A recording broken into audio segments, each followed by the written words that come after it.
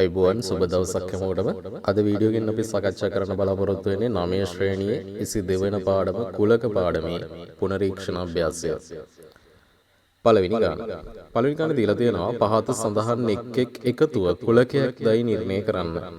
කුලකයක් ගැන ඉගෙන ගන්නකොට අපි පොඩි පන්තිවලදී 7 වසරදී එහෙම ඉගෙනගෙන තියෙනවා. කුලකයක් කියලා කියන්නේ නිශ්චිතවම හඳුනාගත හැකි දේවල් වල එකතුවක් කියලා. එතකොට හරියටම අඳුරගන්න බැරි දේවල් කුලකයක් හැටියට අපිට ගන්න බෑ.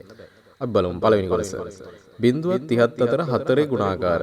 0.34 කියලා සීමාවක් කියලා තියෙනවා. ඒ වගේම 4 ගුණාකාර කියලා අපිට අඳුරගන්න පුළුවන්. එහෙනම් මේක කුලකයක් වෙනවා. ශ්‍රී ලංකාවේ දිස්ත්‍රික්ක. අපි දන්නවා ශ්‍රී ලංකාවේ දිස්ත්‍රික්ක කීයක් තියෙනවද කියලා. දිස්ත්‍රික්ක මොනවද කියලා දන්නවා. අපිට ලිස්ට් එකක් හදාගන්න පුළුවන්. එහෙනම් හරියට අඳුරගන්න පුළුවන් එකක්. එහෙනම් ඒකත් කුලකයක් වෙයි කියලා අපිට කියන්න පුළුවන්. ගණිතයට දක්ෂ සිසුවෝ. ගණිතයට තියෙන දක්ෂතාවය විභාගයක් තියලා ලකුණු වලින් මනින්න පුළුවන් තමයි. ඒ වුණාට මෙතන දක්ෂ සිසුවෝ කියන එක තෝරගන්න විදිහක් හරියට නැති නිසා අපි මේක කුලකයක් හැටියට ගන්නෙ නෑ. සීමාවක් කියලා නෑ. අපිට කිව්වනම් 75ට වැඩි ලකුණු ගත්ත සිසුන් වගේ කිව්වනම් ඔන්න සීමාවක් තියෙනවා. හැබැයි මෙතන එහෙම සීමාවක් කියලා නැති නිසා අපි මේක කුලකයක් නොවේ කියලා තමයි ගන්න වෙන්නේ. ත්‍රිකෝණ සංඛ්‍යා. ත්‍රිකෝණ සංඛ්‍යා කිව්වම අපි දන්නවා ත්‍රිකෝණ සංඛ්‍යා අපි ඉගෙනගෙන තියෙනවා. මම ත්‍රිකෝණ සංඛ්‍යා ගැන මෙතන කතා කරන්නේ නැහැ. හැබැයි ත්‍රිකෝණ සංඛ්‍යා දන්නවා. සීමාවක් කියලා නැති වුණාට අපිට මේක අපරිමිත කුලයක හැටියට ගන්න පුළුවන්. එහෙනම් කුලකයක් වෙනවා කියලා අපිට කියන්න පුළුවන්. විශාලම නිකිල 10.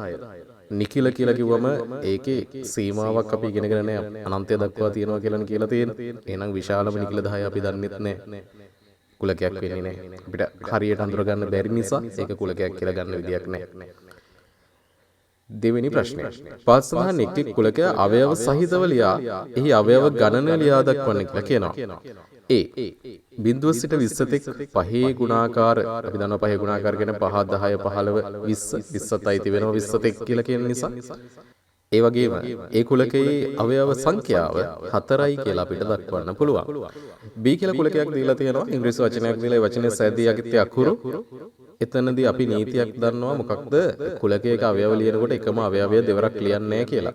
එහෙනම් එකම අවයවය දෙවරක් ලියන්නේ නැතුව මෙන්න මේ අකුරු ටික තමයි ලියන්න වෙන්නේ. R E C O N I L A T කියන අකුරු. එතන අකුරු ඔක්කොම තියෙනවා 9ක්. එහෙනම් NB කියන එක අපිට B කුලකයේ අවයව ගන්න 9යි කියලා ලියන්න පුළුවන්. C 2 13 අතරමක සංඛ්‍යා. 2 13 අතර තියෙන ප්‍රථමක සංඛ්‍යා තමයි සාධක දෙකක් විතරක් තියෙන සංඛ්‍යා. ඒ කියන්නේ 3 5 7 11 කියන සංඛ්‍යා 4. ඒ නිසා NC 4යි කියලා අපිට ලියන්න පුළුවන්.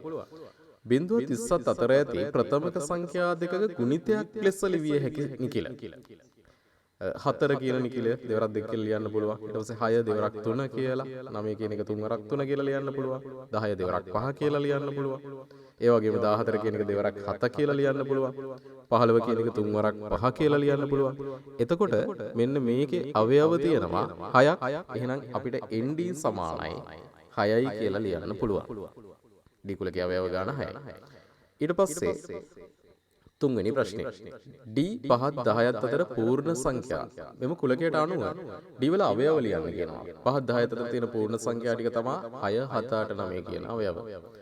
ඒ වගේම ND හොයන්න කියලා තියෙනවා. ND කියන්නේ අවයව 4ක් තියෙන නිසා අපිට ND සමානයි 4යි කියලා දාන්න පුළුවන්.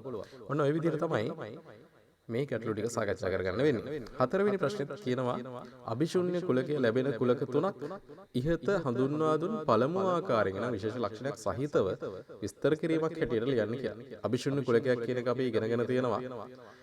8 වසරේදී අවයව කිසිවක් නොමැති කුලකය කියලා. නේද? ඒ වගේ කුලක ටිකක් එකක් දෙකක් අතර පූර්ණ සංඛ්‍යා කිව්වොත් ඒක අභිශුන්‍ය කුලකයක්. ඒ වගේම දෙකට අඩු 10 ගුණාකාර කිව්වොත් දෙකට වඩා අඩු 10 ගුණාකාර නැහැ. ඒ නිසා ඒකත් අභිශුන්‍ය කුලකයක් හැටියට ගන්න පුළුවන්. 5 10ත් අතර තියෙන 20 ගුණාකාර 20 ගුණාකාර කිව්වම 20 40 වගේ ඒවා 5 10ත් අතර පිටන්න බෑ. එහෙනම් 20 ගුණාකාර නැහැ 5 10ත් අතර. ඒක එතකොට අභිශුන්‍ය කුලකයක්. ඔන්න ඔය වගේ ටිකක් අපිට අභිශුන්‍ය කුලක හැටියට ලියන්න පුළුවන්. ඔන්න ඔය විදිහටයි පුනරීක්ෂණ අභ්‍යාස සාකච්ඡා කරගන්න තියෙන්නේ. අපි තවත් වීඩියෝ එකකින් තවත් අභ්‍යාසයක් සාකච්ඡා කරමු. හැමෝටම සුබ දවසක්.